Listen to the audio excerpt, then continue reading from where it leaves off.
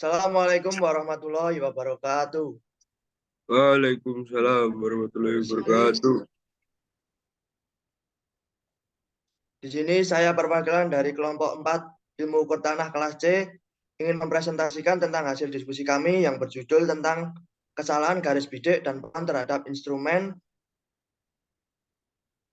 Selanjutnya anggota kelompok 4 yaitu Haikal dan Juniansyah, M. Nahid Maulafa, Fatin Maulidia, Muriski Barokah, Hairani Alauna, Kevin Bagus, Yuna Anindya, dan Sana Sidekin. Selanjutnya ada dibaca oleh Mas Kevin. Untuk materi yang pertama yaitu kesalahan garis bidik. Kesalahan garis bidik dapat terjadi ketika pengukuran tidak dilakukan dengan tepat, seperti ketika sumbu tidak duduk rata atau ketika sumbu tidak duduk pada titik yang benar. Kesalahan ini dapat mengakibatkan hasil pengukuran tidak tepat. Penggunaan alat ukur yang tidak benar atau yang tidak dikemasikan juga dapat mengakibatkan hasil pengukuran yang tidak tepat. Selanjutnya, Oke, untuk materi yang kedua itu kesalahan garis bidik dalam pengukuran tanah, dalam mendatarkan alat, mengarahkan alat, dan menentukan garis yang berlimpit untuk pembacaan dapat mengakibatkan hasil pengukuran yang tidak tepat. Untuk memastikan ketepatan pengukuran perlu dilakukan pengujian dan pemeriksaan alat ukur sebelum dan sesudah pengukuran. Selain itu perlu juga dilakukan pengujian kesalahan dalam pengukuran dan pengujian kesalahan yang tidak dapat diterima. Oke, selanjutnya. Kesalahan dalam garis bidik ini dibagi menjadi dua, yaitu yang pertama kesalahan kolimasi. Kolimasi adalah proses mengatur posisi dan pembukaan mata untuk melihat objek dengan baik.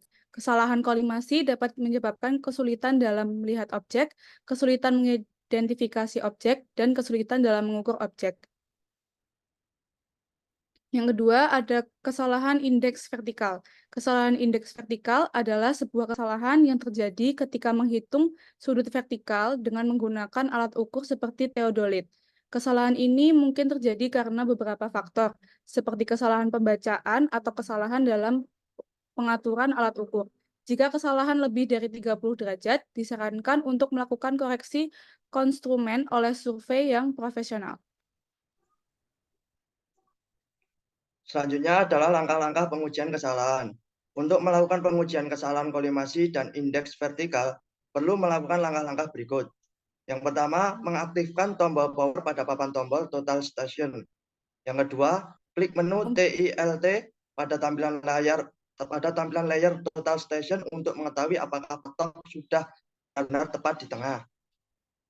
Yang ketiga, jika ketelitian TILT sudah di bawah 5, kemudian kembali dengan klik tombol ESC. Yang keempat, pilih menu CNFG pada tampilan layer lalu muncul beberapa pilihan. Pilih INTR, kemudian pilih Collimation. Yang kelima, tampilan lapisan menampilkan jendela Collimation seperti di bawah ini.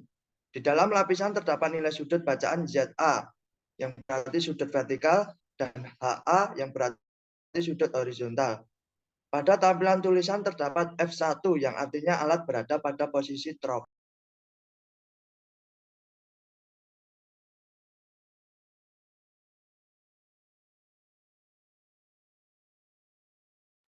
Bisa dilanjut, Mas Rafa. Oke, Mas Rizky, terima kasih. Yang selanjutnya yaitu ada langkah-langkah pengujian kesalahan. Nomor 6, mengatur teropong pada bacaan biasa untuk menyorot sasaran, di mana sasaran adalah prisma. Benang pada lensa teodolit harus benar-benar tepat pada titik prisma. Kemudian klik OK pada tampilan. Selanjutnya, mengatur teropong pada pembacaan luar biasa dengan alat memutar 180 derajat. Kemudian klik OK pada tampilan. Setelah bacaan biasa dan luar biasa di bidik, akan muncul hasil kesalahan kompilasi. Selanjutnya ada faktor-faktor kesalahan garis bidik. Kesalahan dalam garis bidik ilmu ukur tanah dapat disebabkan oleh berbagai faktor antara lain.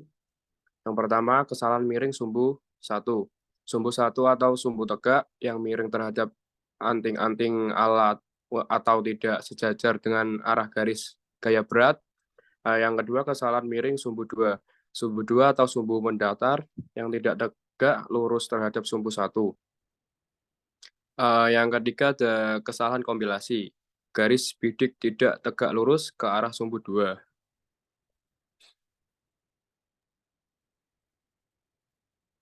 Selanjutnya, kesalahan eksentrisitas adalah kedudukan pusat sumbu 1 atau pusat nonius tidak tepat berhimpit dengan pusat lingkaran skala.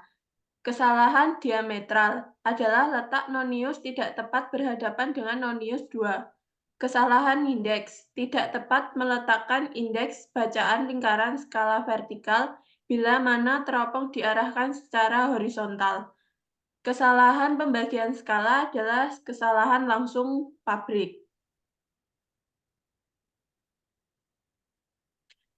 Perlakuan terhadap instrumen. Instrumen merupakan alat yang digunakan untuk mengumpulkan data tentang tindakan atau kegiatan yang dilakukan oleh penelitian. Instrumen-instrumen akan bekerja efisien apabila diperhatikan dan dipelihara dengan baik. Perlakuan terhadap instrumen meliputi pemeliharaan, pengecekan, cara mengeluarkan teodolit dari dalam box, dan cara meletakkannya kembali dalam box.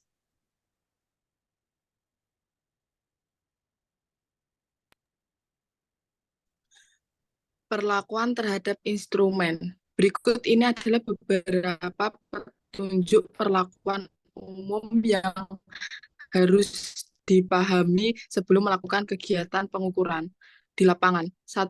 Pengenalan instrumen. Sebelum melakukan pengukuran perlu memahami karakteristik dan bagian-bagian instrumen yang akan digunakan. Instrumen yang umum digunakan antara lain pita ukur, apnea level, galon kompas, geologi statif, waterpass, bak ukur, dan total station.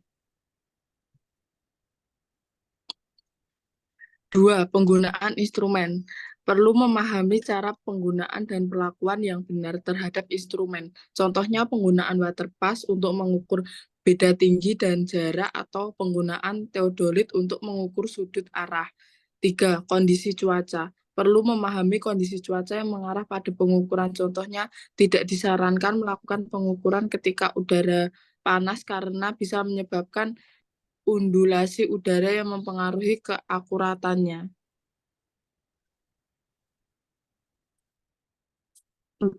Kondisi alat. Perlu memastikan alat-alat ilmu ukur tanah dalam keadaan baik sebelum digunakan. Contohnya, memeriksa bahwa pita ukur tidak terlalu panjang, teodolit tidak memiliki kesalahan pada sudut arah, dan waterpass tidak terlalu berkarat. 5. Pengukuran dalam kondisi stabil. Perlu melakukan pengukuran dalam kondisi cuaca yang stabil, seperti ketika matahari bergeser ke arah barat, sore hari, atau ketika udara tidak panas. 6. Pemeliharaan alat.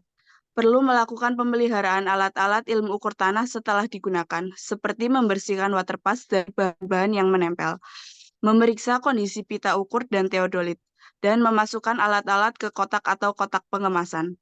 7. Pengumpulan data. Perlu memahami bagaimana cara mengumpulkan data dari pengukuran, seperti menghitung jarak, beda tinggi, dan sudut arah. Data ini harus disimpan dalam pengukuran.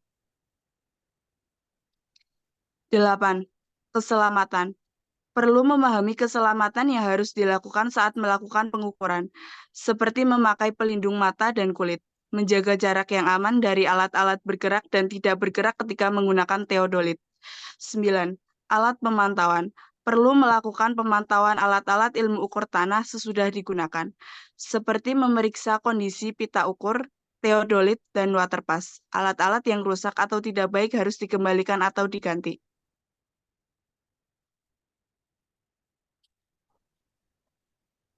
Baik, sekian materi yang dapat disampaikan oleh kelompok 4. Apabila ada kurangnya, mohon maaf yang sebesar-besarnya. Wassalamualaikum warahmatullahi wabarakatuh. Eh, Waalaikumsalam warahmatullahi wabarakatuh.